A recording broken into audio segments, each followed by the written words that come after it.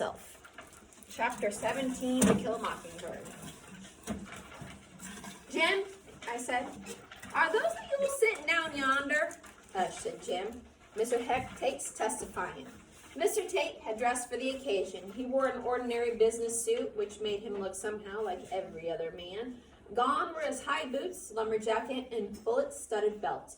From the moment he ceased to terrify me. He was sitting forward in the witness chair, his hands clasped between his knees, listening attentively to the circuit solicitor. The solicitor, a Mr. Gilmer, was not very well known to us. So remember, a solicitor is another word for the prosecutor, so the one going against Tom.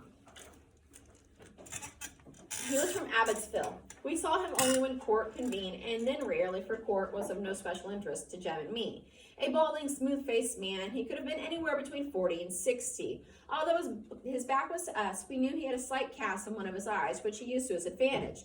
He seemed to be looking at the person when he was actually doing nothing of the kind, thus he was hell on juries and witnesses. The jury, thinking themselves under close scrutiny, paid attention. So did the witnesses, thinking likewise. In your own words, Mr. Tate, Mr. Gilmer was saying. Well, said Mr. Tate, touching his glasses and speaking to his knees, I was called. Could you say it to the jury, Mr. Tate? Thank you. Who called you? Mr. Tate said, well, I was fetched by Bob, Mr. Bob Yule, yonder one night. What night, sir? And Mr. Tate said, it was the night of November 21st. I was just leaving my office to go home when Mr. Yule came in, very excited he was, and he said to get out to his house, some man had raped his girl. Well, did you go? Certainly. Got in the car and went out as fast as I could. And what did you find? Found her lying on the floor in the middle of the front room, one on the right as soon as you go in. She's pretty well beat up, but I heaved her to her feet and washed her face in a bucket in the corner and said she's all right. I asked her who hurt her, and she said it was Tom Robinson. Judge Taylor, who had been concentrating on his fingernails, looked up as if he were expecting an objection, but Atticus was quiet. I asked her if he beat her like that, and she said yes, he had. Asked her if he took advantage of her, and she said yes, he did. So I went down to Robinson's house, brought him back. She identified him as the one, so I took him in. That's all there was to it. Thank you, Mr. Gilmer. Judge Taylor said, any questions, Atticus? Yes, said my father. He was sitting behind his table. His chair was skewed to one side, his legs were crossed, and one arm was resting on the back of his chair. Did you call a doctor, Sheriff? Did anybody call a doctor? Asked Atticus. No, sir, said Mr. Tate. Didn't call a doctor. No, sir, repeated Mr. Tate. Why not? There was an edge to Atticus's voice. Well, I can tell you why I didn't. It wasn't necessary, Mr. Finch. She's mighty banged up. Something shall happen. It was obvious. But you didn't call a doctor. While you were there, did anyone send for one, fetch one, carry her to one? No, sir. Judge Taylor broke in. He's answered the question 3 times, Atticus. He didn't call a doctor. Atticus said, I just wanted to make sure, Judge. And then the judge smiled. Judge's hand, which was resting on the balcony, tightened around his. He drew in his breath suddenly. Glancing below, I saw no corresponding reaction and wondered if Jem was just trying to be dramatic. Dill was watching peacefully, and so was Reverend Sykes beside him. What is it? I whispered, and got a terse shh. Sheriff, Atticus was saying, you say she was mighty banged up. In what way? Well, just describe her injuries, Heck. Well, she's beaten around the head. There's already bruises coming out on her arms, and it happened about 30 minutes before. How do you know? Mr. Tate grinned. Sorry, that's what they said. Anyway, she's pretty bruised up when I got there, and she had a black eye coming. Which eye? Mr. Tate blinked, ran his hands through his hair. Let's see, he said softly, and then he looked at Atticus as if considering the question childish. Can't you remember? Atticus asked. Mr. Tate pointed to an invisible person about 5 inches in front of him. Her left. Wait a minute, Sheriff, said Atticus. Was it her left facing you or her left looking the same way you were? And Mr. Tate said, oh, yeah, that'd make it her right. It was her right eye, Mr. Finch. I remember now she's bunged up on that side of her face. Mr. Tate blinked again as if something had suddenly been made plain to him, and then he turned his head and he looked around at Tom Robinson.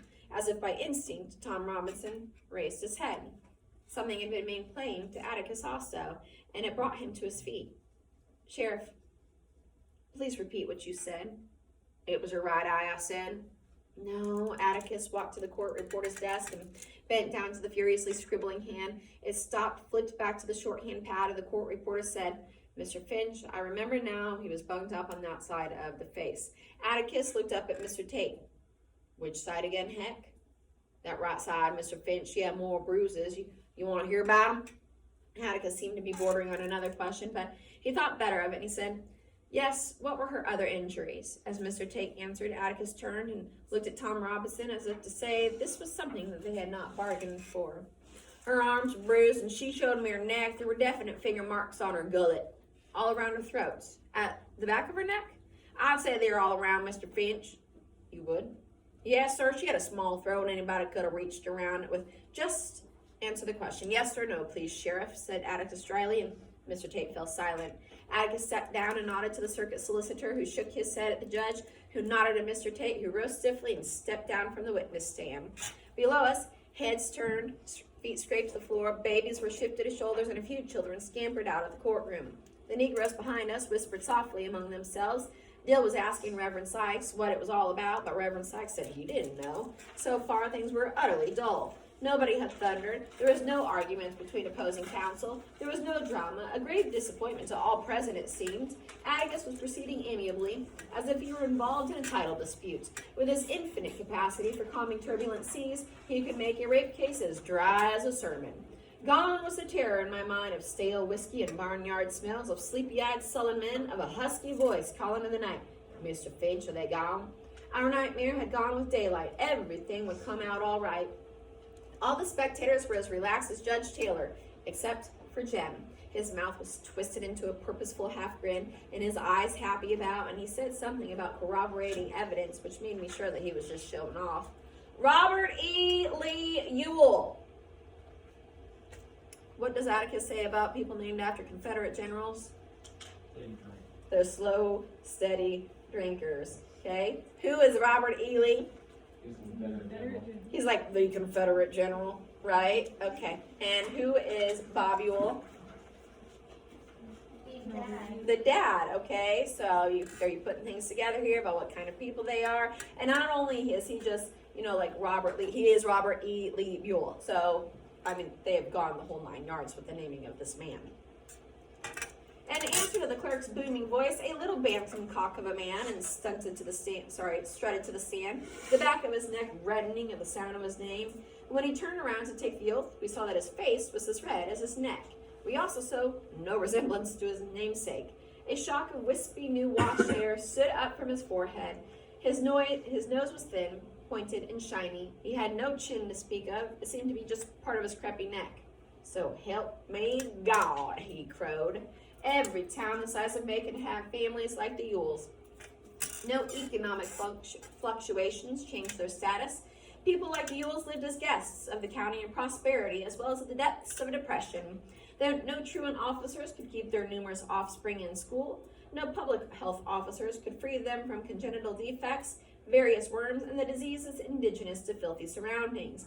Macon mules lived behind the town garbage dump in what was once a Negro cabin. The cabin's plank walls were supplemented with sheets of corrugated iron, its roof shingled with tin cans hammered flat, so only its general shape suggested its original design, square, with 4 tiny rooms opening onto a shotgun hall. The cabin rested uneasily upon 4 lumps of limestone.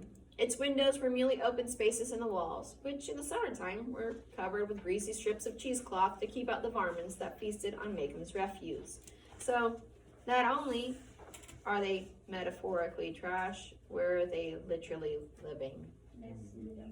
Next to the dumpster. So pay careful, not the dump, the town dump, okay? Pay careful attention to the next few paragraphs, and I want you to kind of visualize the place that they live in. I have a very distinct image in my brain on what their house looks like based on these paragraphs. When did this take place? Like what year? Around the 1930s. Did they ever say how? 1930s, 1940s. No. It doesn't say how old she is. Did they have I know nowadays they have rape kits to prove they didn't have those back then? No. Okay, I didn't know Nope. They are not. The Mormons had a lean time of it, for the Yules gave the dump a thorough cleaning every day, and the fruits of their industry, those that were not eaten, made the plot of ground around the cabin look like the playhouse of an insane child. What passed for a fence was bits of just tree limbs, broomsticks, and tool shafts, all tipped with rusty hammerheads, snaggletooth rake heads, shovels, axes, and grubbing hoes, held on with pieces of barbed wire. Enclosed by this barricade was a dirty yard containing the remains of a Model T Ford on blocks, a discarded dentist chair, an ancient ice box, plus lesser items, old shoes, worn-out table radios, picture frames, and fruit jars under the scrawny orange chickens pecked hopefully. One corner of the yard, though, bewildered Maycomb. Against the fence, in a line, were 6 chipped enamel slop jars holding brilliant red geraniums, cared for as tenderly as if they belonged to Miss Maudie Atkinson. Had Miss Maudie designed to permit a geranium on her premises, people said they were Mayella Yules. Nobody was quite sure how many children were on the place. Some people said 6, others said 9. There were always several dirty-faced ones at the windows when anyone passed by. Nobody had occasion to pass by except at Christmas, when the churches delivered baskets, and when the mayor of Maycomb asked us to please help the garbage collector by dumping our trees into the trash. Atticus took us with him last Christmas when he complied with the mayor's request. A dirt road ran from the highway past the dump, down to a small Negro settlement some 500 yards beyond the Yules. It was necessary either to back out the highway or to go the full length of the road and turn around. Most people turn around in the Negroes' front yards. In the frosty December dusk, their cabins looked neat and snug, with pale blue smoke rising from the chimneys and doorways glowing amber from the fires inside.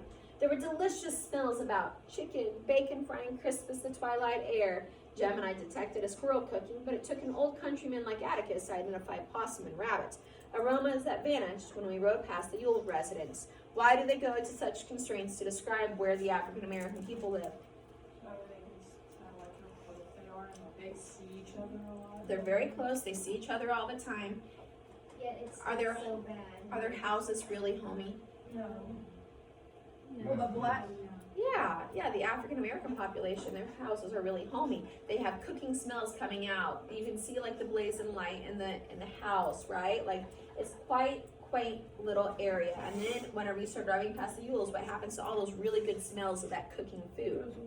All the trash. It goes away, and then you start smelling trash and stuff, okay? So they're putting that juxtaposition there so you can see, like, these guys are white, these guys are black, but let's look at their houses, and let's take a step further back and now look at society, okay? So the juxtaposition of putting them next to each other should speak volumes.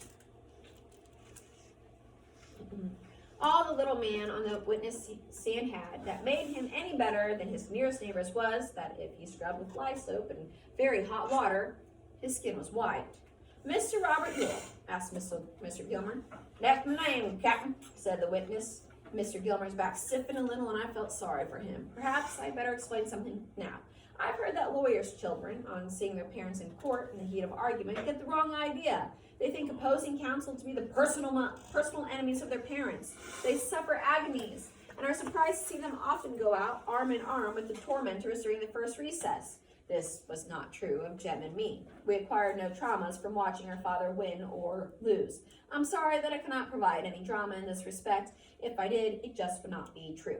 We could tell, however, when this debate became more acrimonious, that professional, but this was from watching lawyers, other than our father. I never heard Atticus raise his voice in my life, except to a deaf witness. Mr. Gilmer was doing his job as Atticus was doing his. Besides, Mr. Yule was Mr. Gilmer's witness, and he had no business being rude to him, of all people. "Are you the father of Mayella Yule?" was the next question.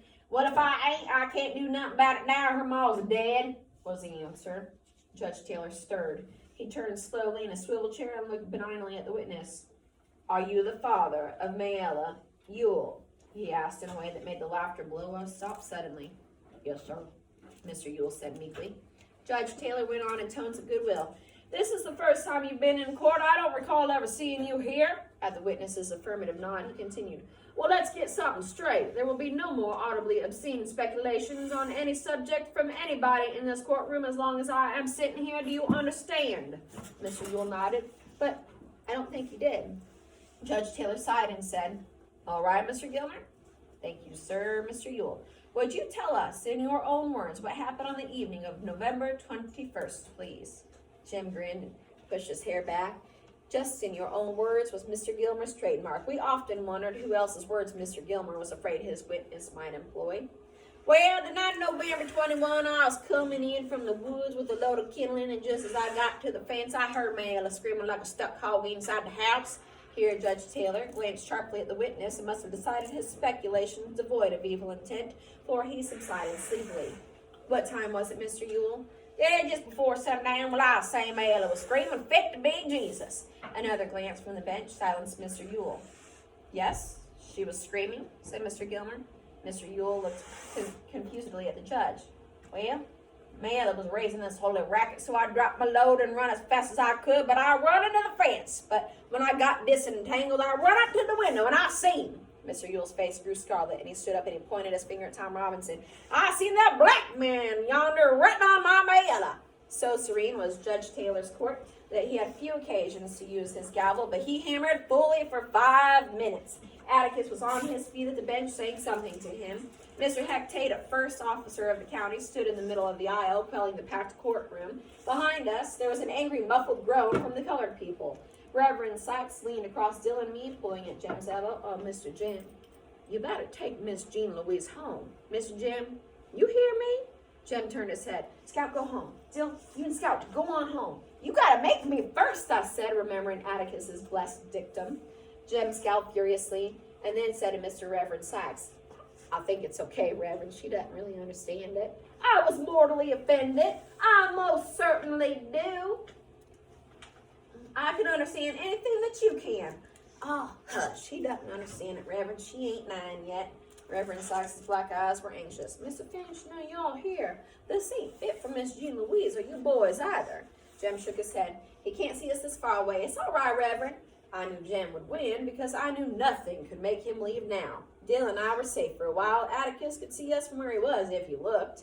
As Judge Taylor banged his gavel, Mr. Ewell was sitting smugly in the witness chair surveying his handiwork. With one phrase, he had turned happy picnickers into a sulky, tense, murmuring crowd, being slowly hypnotized by a gavel tap's lessening intensity, until the only sound in the courtroom was a dim pink, pink, pink. The judge might have been rapping the bench with a pencil. In possession of his court once more, Judge Taylor leaned back in his chair. He looked suddenly weary. His age was showing, and I thought about what Atticus had said. He and Mrs. Taylor didn't kiss much.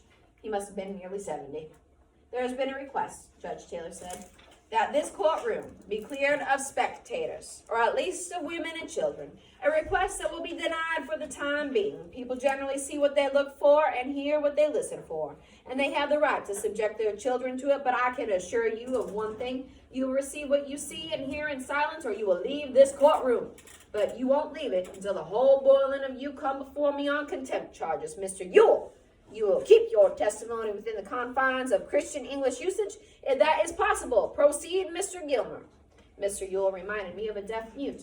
I was sure he had never heard the words Judge Taylor directed at him. His mouth struggled silently with them, but their import registered on his face. Smugness faded from him, replaced by a dogged earnestness that fooled Judge Taylor not at all. As long as Mr. Ewell was on the stand, the judge kept his eyes on him as if daring him to make a false move.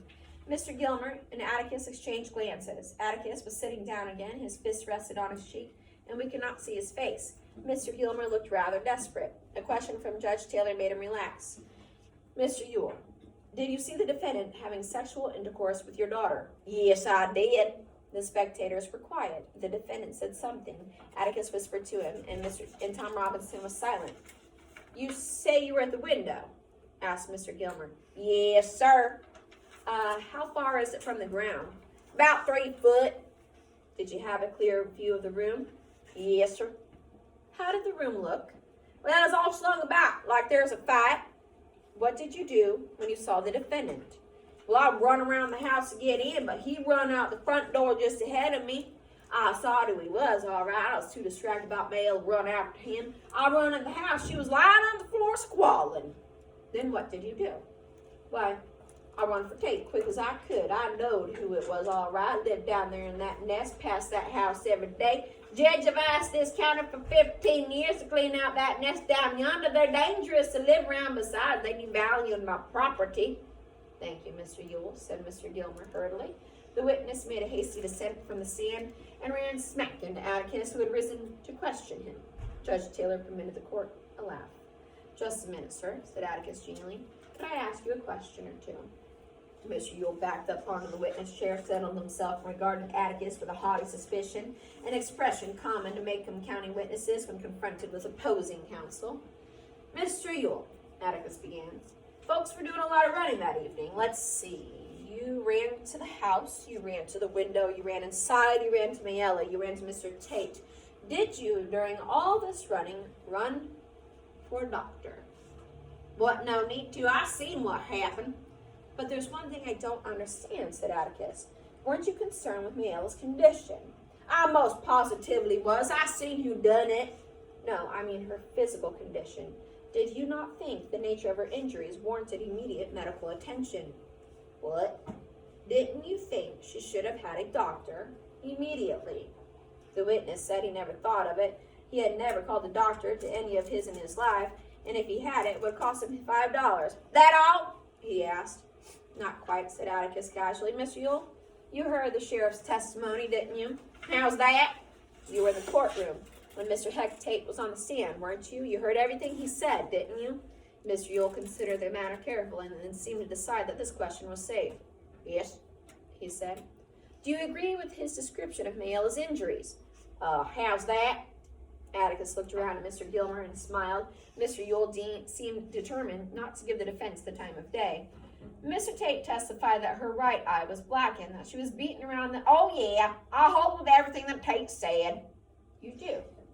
asked Atticus mildly. "I just want to make sure." He went to the court reporter, said something, and the reporter entertained us for some minutes by reading Mr. Tate's testimony as if it were stock market quotations. "Which eye? Her left eye? Oh, yes, that'd make it her right. It was her right eye, Mr. Finch. I remember how she was bunged." He flips the page. "Up on that side of the face, Sheriff. Please repeat what you said. It was her right eye." I said. "Thank you, Bert," said Atticus. "You heard it again, Mr. Yule. Do you have anything that you would like to add to it, or do you agree with the sheriff?" "I holds with Tate. Her eye's black and she was mighty beat up." The little man seemed to have forgotten his previous humiliation from the bench. It was becoming evident that he thought Atticus an easy match. He seemed to grow ruddy again. His chest swelled, and he was once more a red little rooster. I thought he'd burst his shirt at Atticus's next question. "Mr. Yule, can you read and write?" Mr. Gilmer interrupted. "Objection," he said. "Can't see what witness's literacy has to do with this case. Irrelevant and immaterial." Judge Taylor was about to speak, but Atticus said, "Judge, if you'll allow this question plus one more, you'll soon see." "All right, let's see it," said Judge Taylor. "But make sure we see it, Atticus." Overruled. Mr. Gilmer seemed as curious as the rest of us as to the bearing the state of Mr. Yule's education had on the case. "I'll repeat the question," said Atticus. "Can you read and write?" "I most positively can." "Will you write your name and show us?" "I most positively will. How do you think I sign my relief checks?" Mr. Yule was endearing himself to his fellow citizens. The whispers and the chuckles below us probably had to do with what a card he was. I was becoming nervous. Atticus seemed to know what he was doing, but it seemed to me that he'd gone frog-sticking without a light. Never, never, never on cross-examination ask a witness a question that you don't already know the answer to. Was a tenant, and I absorbed it with my baby food. Do it, and you'll often get an answer that you don't want, an answer that might wreck your case. Atticus was reaching into the inside pocket of his coat. He drew out an envelope and reached into his vest pocket and unclipped his fountain pen. He moved leisurely and had turned so that it was in full view of the jury. He unscrewed the fountain pen cap, placed it gently on the table. He shook the pen a little bit, handed it with the envelope to the witness. "Would you write your name for us?" he asked. "Clearly now, so the jury can see you do it." Mr. Yule wrote on the back of the envelope and looked up complacently to see Judge Taylor staring at him as if he were some fragrant gardenia in full bloom on the witness stand, to see Mr. Gilmer half sitting, half standing at his table. The jury was watching him. One man was leaning forward with his hands over the railing. "Well, what's so interesting?" he said. "You're left-handed, Mr. Yule," said Judge Taylor. Mr. Yule turned angrily to the judge and said he didn't see what his being left-handed had to do with it, that he was a cross-fearing man, and Atticus Finch was taking advantage of him. Tricking lawyers like Atticus Finch took advantage of him all the time with their tricking ways. He had told them what happened. He'd said it again and again, which he did. Nothing Atticus asked him after that shook his story. That he looked through that window, and then he saw that man running off, and then he ran for the sheriff. Atticus finally dismissed him. Mr. Gilmer asked him one more question. About your writing with your left hand. Are you ambidextrous, Mr. Ewell? I most positively am not. I can use one hand as good as the other. One hand as good as the other, he added, glaring at the defense table. Jem seemed to be having quite a fit. He was pounding the balcony real softly, and at once he whispered, "We've got him." What does this mean? What is the significance of him signing his name with his left hand? Because Tom Robinson probably is right-handed, so he wouldn't like punch on this. Whenever you hit, you cross your body, right? Yeah. Okay. What side of her face is bunged up? Right. Wait, did you say right looking at her? It's Wait, her right. it's her left eye. Because he said it's It's right looking at her So- left eye. Well, It's right. her left eye. The right one if you're looking at her. So She's been hit by a left-handed person. I said that at the beginning. I kind of That's right. figured. I was kind of thinking that. was like, which eye? I didn't think so. Atticus was trying to show, it seemed to me, that Mr. Ewell could have beaten up Mayella. That much I could follow. If her right eye was black and she was beaten mostly on the right side of the face, it would tend to show that a left-handed person did it. Sherlock Holmes and Jem Finch would agree, but Tom Robinson could easily be left-handed too. Like Mr. Hectate, I imagine a person facing me went through a swift mental pantomime and concluded that he might have held her with his right hand and pounded her with his left. So, sorry, I said they crossed. No, so if he's holding her, then he's hitting her with his left, it would be her left too, or her right, because they'd be facing each other. I looked down at him. His back was to us, but I could see his broad shoulders and bull-thick neck. He could easily have done it. I thought Jem was counting his chickens. What does it mean, counting his chickens? Like testing. Counting chickens before they hatch, meaning, like,